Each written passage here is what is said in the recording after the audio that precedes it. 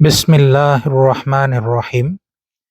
রব্বি ইশরাহ লি সাদরি ওয়াইসির লি আমরি ওয়াহলুল উকদাতাম মিন লিসানি ইয়াফকাহু কওলি।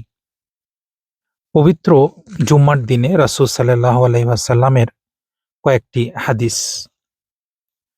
নোমান ইবনে বশীর রাদিয়াল্লাহু তাআলা আনহু বলেন, আমি রাসূলুল্লাহ সাল্লাল্লাহু আলাইহি ওয়াসাল্লামকে দেখেছি যে কখনো সারাদিন তিনি পেটের দিকে চাপ দিয়ে থাকতেন, আর পেট ভরার জন্য তখন নিম্নমানের খেজুরও মিলত না। হাদিসটি এসেছে মুসলিম শরীফে।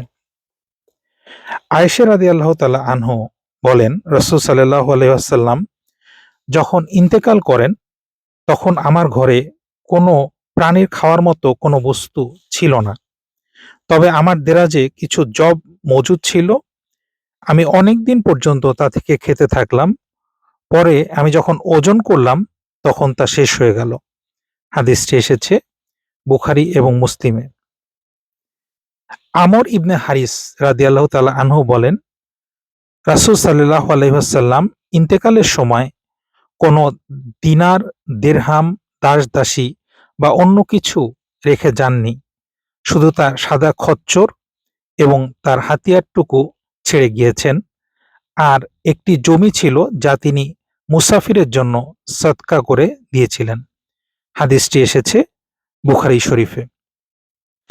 তাহলে এই হাদিসগুলো থেকে আসলে রাসূল সাল্লাল্লাহু আলাইহি ওয়াসাল্লাম কিভাবে তিনি জীবন কাটাইতেন তার একটা ধারণা আমরা পেতে পারি।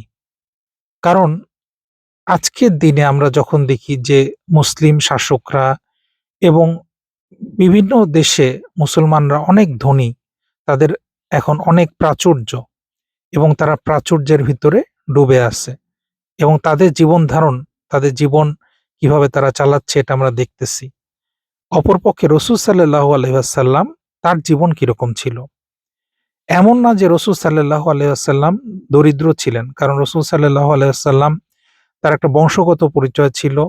তিনি মক্কার কুরাইশ বংশের একজন সন্তান ছিলেন এবং তার পারিবারিকভাবে তাদের সম্পদ ছিল। কিন্তু এই সকল সম্পদ যখন তিনি হিজরত করে চলে আসেন মদিনায়, তাকে রেখে আসতে হয়। তারপরেও বিভিন্ন যুদ্ধে তারা প্রচুর পরিমাণ সম্পদ অর্জন করেছিলেন। রাসূল সাল্লাল্লাহু আলাইহি ওয়াসাল্লাম চাইলে তিনি এই সকল সম্পদ দিয়ে তিনি অনেক সম্পদ করতে পারতেন, অনেক সম্পদ জমা করতে পারতেন। কিন্তু কিভাবে তিনি নিজের জীবনযাপন করতেন? একজন সাহাবী বলছেন যে তিনি দেখেছেন যে রাসূল সাল্লাল্লাহু আলাইহি ওয়াসাল্লাম সারাদিন পেটের দিকে চাপ দিয়ে থাকতেন। কারণ ক্ষুধায় তার কষ্ট হতো, এ কারণে তিনি পেটের দিকে চাপ দিয়ে থাকতেন এবং তখন একটা নিম্নমানের খেজুরও মিলত না তার খাওয়ার জন্য। এবং এরপরের যে হাদিসটা এখানে আয়েশা রাদিয়াল্লাহু তাআলা আনহা বলছেন যে রাসূল সাল্লাল্লাহু আলাইহি ওয়াসাল্লাম যখন মারা যান তখন তো আসলে তিনি তেমন কোনো সম্পদ তিনি রেখে যাননি। তবে তার কিছু জব ছিল। জব হচ্ছে গমের মতো একটা বস্তু যেটা তার বাসায় ছিল, যেখানে তিনি অনেকদিন পর্যন্ত সেখান থেকে খেয়েছিলেন। কিন্তু যখন একদিন তিনি মনে করলেন যে আমি দেখি তো কতখানি জব আছে, মেপে দেখি। যখন তিনি মেপে দেখতে গেলেন তখন কিন্তু এই জবটা শেষ হয়ে গেল। অর্থাৎ এটা ছিল একটা কুদরত আল্লাহ রাব্বুল আলামিনের, যে আল্লাহ রাব্বুল আলামিন তাকে ওই জবের মধ্যে বারাকা দিয়েছিলেন, যার কারণে অনেকদিন পর্যন্ত তিনি এই জবটা খেতে পারছিলেন। কিন্তু যখন এটি মাপতে গেলেন তখন দেখা গেল যে এটা শেষ হয়ে গেছে। এবং আরেক জায়গায় একজন সাহাবী উনি বলছেন যে রাসূল সাল্লাল্লাহু আলাইহি ওয়াসাল্লাম যখন মারা যান তখন কোনো তিনি টাকা পয়সা, দিনার, দিরহাম, দাস-দাসী এগুলা কিছুই রেখে যাননি। শুধু তার খচ্চর এবং তার হাতিয়ারটুকু তার ছিল এবং একখণ্ড জমি ছিল যাও তিনি মুসাফিরের জন্য সাদাকা করে দিয়েছিলেন। অর্থাৎ তার আসলে নিজের সম্পদ বলতে তেমন কিছুই ছিল না। তো এটাই হচ্ছে আমাদের সুন্নাহ। আমরা এই যে সম্পদ করতেছি এবং আমরা সবসময় চেষ্টা করি যে আমাদের প্রচুর সম্পদ রেখে যেতে হবে আমাদের ভবিষ্যৎ প্রজন্মের জন্য।